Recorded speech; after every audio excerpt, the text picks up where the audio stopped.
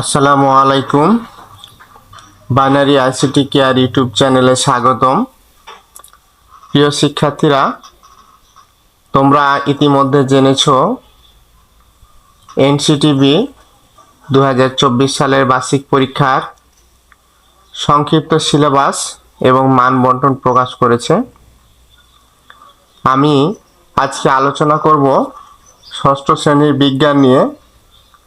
আজকের আলোচনার মাধ্যমে তোমরা জানতে পারবে যে ষষ্ঠ শ্রেণীর বিজ্ঞান বিষয়ে প্রশ্নপত্র কেমন হবে, মান বন্টন কেমন থাকবে এবং বহু নির্বাচনী প্রশ্ন এবং এক কথায় উত্তর, যাকে আমরা নৈর্ব্যক্তিক প্রশ্ন বলছি, সেই প্রশ্নগুলোর উত্তর কিভাবে দিতে হবে।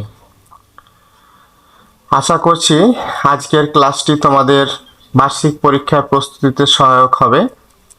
তাহলে চলো আমরা আজকের যে বিজ্ঞান বিষয়ে নমুনা প্রশ্ন আলোচনা করব বললাম সেটি দেখি। বিষয় বিজ্ঞান, 100 মার্কের পরীক্ষা হবে। 100 মার্কের পরীক্ষা, তোমরা লিখিত পরীক্ষাতে সময় পাবে 3 ঘন্টা। প্রথম অংশেই ক বিভাগে রয়েছে নৈর্ব্যক্তিক অংশ। নৈর্ব্যক্তিক অংশের 15টি রয়েছে বহু নির্বাচনী প্রশ্ন, যে প্রশ্নগুলোর 4টি সম্ভাব্য সঠিক উত্তর থাকবে। তার মধ্যে সম্ভাব্য সঠিক উত্তরটি তোমাদের বাছাই করে খাতায় লিখতে হবে, যার প্রত্যেকটির মার্ক হচ্ছে 1 এবং 15টির 15 মার্ক থাকবে। প্রশ্ন 1, কোন উদ্ভিদটি গ্লুম জাতীয়? কামিনী। ব্যাটারিতে শক্তি হিসেবে কি জমা থাকে? রাসায়নিক শক্তি। 3, বৃষ্টি পরিমাপক যন্ত্র কোনটি? রেইন গজ। কোনটি মৌলিক একক নয়? বর্গমিটার।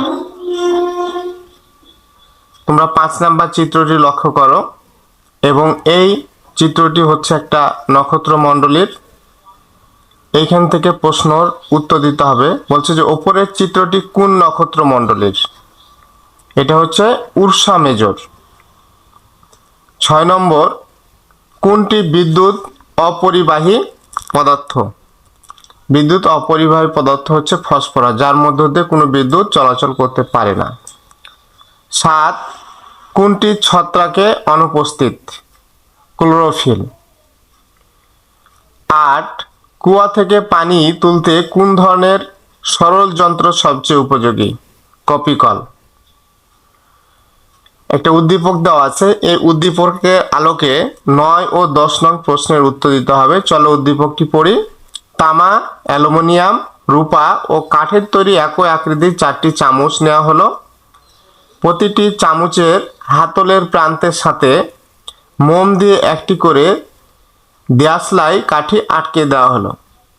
চামচগুলো একটি পানির পাত্রে এমনভাবে রাখা হলো যেন কাঠি লাগানো প্রান্তটি উপরের দিকে থাকে এবং পানি থেকে উঁচুতে থাকে। এরপর পানির পাত্রে তাপ দেওয়া শুরু করা হলো। প্রশ্ন 9 বলছে কোন পদার্থের তৈরি চামচ থেকে কাঠি সবচেয়ে আগে খুলে পড়বে? রূপা। কাঠিটি খুলে পড়ার সময় চামচের তাপমাত্রা কত হবে? 57 ডিগ্রি সেন্টিগ্রেড, 56 ডিগ্রি সেলসিয়াস।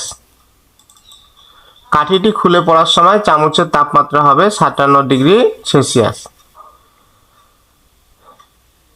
একটি 2 কেজি ভরের একটি বস্তু 3 মিটার পার সেকেন্ড বেগে গতিশীল হলে বস্তুটির গতিশক্তি কত? বস্তুটির গতিশক্তি হবে 9 জুল। বলছে যে 2 কেজি ভরের একটি বস্তু এত বেগে, তার মানে গতিশক্তির সূত্র হচ্ছে হাফ এম ভি স্কোয়ার। তাহলে ভি মানে 3, 3 3 9, আর এদিকে হাফ এবং 2 গুণ থাকছে, তাহলে 2 2 কেটে যাবে। তাহলে 3-এর ওপর স্কোয়ার থাকলে যেটা অ্যান্সার হবে সেটাই হবে। তাহলে 9 জুল। আর শক্তি যেহেতু গতিশক্তি, তার একক হবে জুল। বলছে একটি গাড়ি 1 মিনিটে 600 মিটার দূরত্ব অতিক্রম করলে তার বেগ কত?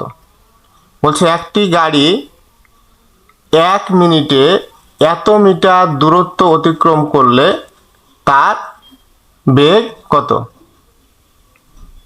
তাহলে এখানে সময় দেওয়া আছে 60 মিনিট, দূরত্ব দেওয়া আছে 600 মিটার। তাহলে 1 মিনিট সমান হচ্ছে 60 সেকেন্ড। বলছে বেগ, বেগ মানে হচ্ছে দূরত্ব ভাগ সময়। তাহলে দূরত্ব এখানে যদি 600 মিটার হয়, 600কে যদি তুমি 60 দিয়ে ভাগ দাও, যেহেতু 1 মিনিট স্ট্যান্ডার্ড একক সেকেন্ডে করতে হবে, তাহলে 1 মিনিট সমান যদি 60 সেকেন্ড হয়, তাহলে 600কে যদি আমরা 60 দিয়ে ভাগ দিই তাহলে 10, এবং তার এককটা হবে যেহেতু বেগ, বেগের একক হচ্ছে মিটার পার সেকেন্ড। বলছে 13 নম্বর, আমাদের সৌরজগতের কোন গ্রহটি নবম গ্রহ হিসেবে বিবেচিত ছিল কিন্তু এখন নেই? প্লুটো। তোমরা জানো যে আগে আমাদের প্লুটো গ্রহ হিসেবে বিবেচনা করা হতো, কিন্তু প্লুটোর আকার ছোট হওয়ার কারণে 2006 সাল থেকে প্লুটোকে গ্রহ থেকে বাদ দেওয়া হয়েছে। 14, কোনটি দ্বিবর্ষী উদ্ভিদ? গাজর। কোনটি দ্বিবর্ষী উদ্ভিদ? যেগুলো 2 বছর বাঁচে, মোটামুটি দ্বিবর্ষী। 1 বছর হলে 1 বর্ষী, 2 বছর হলে দ্বিবর্ষী উদ্ভিদ, সেগুলো হচ্ছে গাজর। যদি অনেক বছর বাঁচে তাহলে বহুবর্ষী বলা হয়। 15, কোন ধাতুটি কক্ষ তাপমাত্রায় তরল থাকে? পারদ। তাহলে এই ছিল নৈর্ব্যক্তিক অংশের বহু নির্বাচনী যে প্রশ্ন ছিল 15টি। এই ছিল তোমাদের নমুনা প্রশ্নে 15টি প্রশ্ন, যেগুলোর 4টি সম্ভাব্য উত্তর দেওয়া আছে এবং সঠিক সম্ভাব্য উত্তরটি তোমাদের খাতায় লিখতে হবে। এবার নৈর্ব্যক্তিক অংশের আরেকটি অংশ রয়েছে, এক কথায় উত্তর দাও। এখানেও তোমাদের 10টি প্রশ্ন রয়েছে। 10টি প্রশ্নের প্রতিটিতে 1 মার্ক করে 10 মার্ক রয়েছে। 16, স্বর্ণলতা কোন ধরনের উদ্ভিদ? এটা হচ্ছে পরভোজী উদ্ভিদ। সৌরজগতের মোট ভরের কত শতাংশ ভর সূর্যের? 99.66%। ওজোন স্তর ক্ষয়ের ফলে মানুষের চোখে কোন রোগ হয়? চোখের ক্যান্সার হয়। বাতাসের গড় বায়ুচাপ কত? 1013 মিলিবার। 20 নম্বর, পৃথিবীকে একবার ঘুরে আসতে চাঁদের কতদিন সময় লাগে? 29.5 দিন সময় লাগে। 21, ফল পচে যাওয়া কোন ধরনের পরিবর্তন? এটা হচ্ছে রাসায়নিক পরিবর্তন। এখানে 2 ধরনের পরিবর্তন হয়, একটা হচ্ছে ভৌত পরিবর্তন আর একটা হলো রাসায়নিক পরিবর্তন। বলছে বরফের ঘনত্ব কত? বরফের ঘনত্ব হচ্ছে 0.92 গ্রাম পার সেন্টিমিটার কিউব। যেহেতু ঘনত্ব এই জন্য কিউব। বলছে মহাকাশে গ্রহ, নক্ষত্র ও গ্যালাক্সি পরস্পরকে যে বলে আকর্ষণ করে তাকে কি বলে? মহাকর্ষ। প্রতি সেকেন্ডে 1 জুল শক্তি ব্যয় হলে তাকে কি বলে? ওয়াট। বাতাসের আর্দ্রতা পরিমাপক যন্ত্রের নাম কি? ব্যারোমিটার। এই ছিল তোমাদের এক কথায় উত্তর। 10টি প্রশ্ন ছিল। এবারে আমরা খ বিভাগে দেখব। খ বিভাগে আমাদের প্রশ্ন রয়েছে সংক্ষিপ্ত উত্তর প্রশ্ন। এখানেও তোমাদের 10টি প্রশ্ন রয়েছে। 10টি প্রশ্নের প্রতিটির প্রশ্নের মান হচ্ছে 2 এবং সবগুলোর উত্তর দিতে হবে। তাহলে এখানে তোমরা নমুনা প্রশ্নগুলো একটু দেখো। 1, যে সকল উদ্ভিদের বীজ তৈরি হয় না সে সকল উদ্ভিদের বংশবৃদ্ধি পদ্ধতি লেখো। 2, গ্রীষ্মকালে তাপমাত্রা পরিবর্তনের যে কোনো 2টি কারণ লেখো। 3, মিথেন গ্যাস বৃদ্ধির 2টি কারণ লেখো। 4, 1 কেজি পানির আয়তন বের করো। 5, পর্যাবৃত্ত গতির বৈশিষ্ট্য লেখো। 6, কোনো বস্তু পানিতে ডুববে নাকি ভাসবে তা কিসের উপর নির্ভর করে তোমার যুক্তি দাও। 7, ঘর্ষণ কমানোর 2টি পদ্ধতি উল্লেখ করো। 8, প্রেসার কুকারে রান্না করা সহজ কেন? 9, বাতাসের নিম্নচাপ ঝড় বৃষ্টির সম্ভাবনাকে নির্দেশ করে কেন? ব্যাখ্যা দাও। 10, তুমি কি তোমার আয়তন মাপতে পারবে? কিভাবে? এই ছিল তোমাদের সংক্ষিপ্ত উত্তর প্রশ্ন, নমুনা প্রশ্ন। আমি অন্য কোনো আলোচনায় তোমাদের প্রশ্নগুলোর উত্তর দেব। এবারে গ বিভাগ আসি। গ বিভাগে তোমরা জানো যে এখানে রচনামূলক প্রশ্ন রয়েছে দৃশ্যপদবিহীন, মানে এখানে তোমাদের কোনো উদ্দীপক থাকবে না। উদ্দীপক ছাড়াই সরাসরি তোমাদের প্রশ্ন দেওয়া হবে। প্রশ্নগুলোর ধরন হচ্ছে এরকম। এখানে তোমাদের 5টি প্রশ্ন থাকবে। 5টি প্রশ্নের মধ্যে তোমাদের 3টি প্রশ্ন উত্তর দিতে হবে। এখানে 2টি তোমরা অতিরিক্ত প্রশ্ন পাবে। এবং প্রথম প্রশ্নে এই যে দেখো 2 এবং 3 দুইটা অংশে ভাগ রয়েছে, যদি না থাকে তাও হলো পুরো তোমাকে প্রশ্নটা 5 মার্কের হিসাবে গণ্য হবে। এইভাবে তোমাদের 5টি প্রশ্ন দেওয়া থাকবে। ঘ বিভাগে আমরা একটু লক্ষ্য করি, ঘ বিভাগে দেখছি আমাদের রচনামূলক প্রশ্ন দৃশ্যপট নির্ভর, অর্থাৎ 2012 সালে যে আমাদের কারিকুলাম ছিল, পূর্ববর্তী কারিকুলাম, সেইখানে আমাদের যে উদ্দীপক ব্যবহার করা হতো, এইখানেও এই উদ্দীপকের মতো দৃশ্যপট নির্ভর, মানে দৃশ্যপট দেওয়া হবে, হয়তো কোনো একটা ঘটনা, কোনো গল্প, কোনো একটা তোমাকে হিন্টস দিবে উপরে, তারপর সেই আলোকে তোমাদের নিচে প্রশ্ন দেওয়া থাকবে। এখানেও প্রশ্ন দেখো, এই যে তোমাদের একটি কি দেওয়া আছে, উদ্দীপক দেওয়া আছে বা দৃশ্যপট দেওয়া আছে। এই উদ্দীপকের আলোকে এই যে দেখো দুইটি অংশ রয়েছে, ক এবং খ, এই দুইটি অংশে তোমাদের উত্তর দিতে হবে। তো এইখানে এই দৃশ্যপট নির্ভর প্রশ্ন থাকবে 7টি, সেইখান থেকে তোমাদের 5টির উত্তর দিতে হবে, 5টির উত্তর দিতে হবে। এখানেও তোমরা 2টি অতিরিক্ত প্রশ্ন পাবে, অতিরিক্ত প্রশ্ন বাছাই করার সুযোগ পাচ্ছ, এবং প্রতিটি প্রশ্নের মার্ক হচ্ছে 8 মার্ক।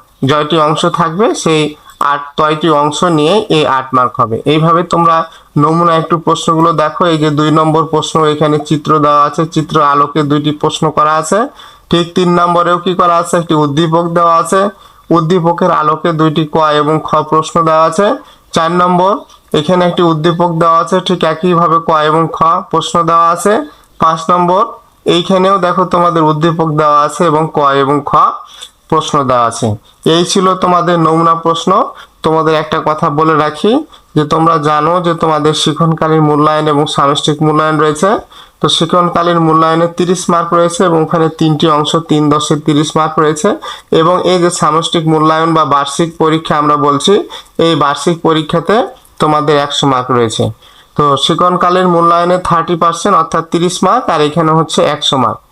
এই 100 মার্কের মধ্যে যেহেতু 70% বিবেচনা করা হবে, তাই 100 মার্কে তোমাদের ওইখানে 70-এ কনভার্ট করা হবে বা রূপান্তর করা হবে। 100-র মধ্যে কত পেয়েছো সেখান থেকে তোমাকে 70 বিবেচনায় মার্ক নেওয়া হবে, এবং শিক্ষণকালীন মূল্যায়নে 30 মার্ক নিয়ে তোমাদের চূড়ান্ত ফলাফল হবে।